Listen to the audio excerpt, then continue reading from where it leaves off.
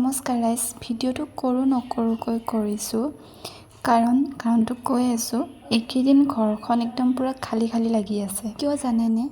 কাৰণ আমাৰ সকলোৰে মৰমৰ আই মানে মোৰ মাৰ মা যোৱা 26 তাৰিখ বৃহস্পতিবাৰে মৃত্যু হয়। আৰু সকলোৱে ৰিকুৱেষ্ট কৰিলে যে সৰুকৈ হ'লেও ভিডিঅ' এটা বনাবলৈ এজ এ মেমৰি হিচাপে পিছত যাতে চাবলৈ পাৰে। আৰু জীৱনটো সঁচাকৈ অদ্ভুত ন?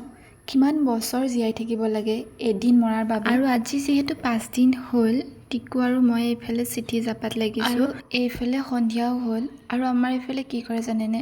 সন্ধিয়া হোৱাৰ লগে লগে ভকতসকলে আহি পুথি অলপ পঢ়ি দিয়ে, যাতে মৃতকৰ আত্মাই শান্তি পায়। আৰু এইজনী হৈছে আমাৰ আই, যাৰ লগত মই প্ৰতিটো সময়, প্ৰতিটো দিন, প্ৰতিটো মিনিট, প্ৰতিটো ছেকেণ্ড এনেদৰে পাৰ কৰিছিলোঁ।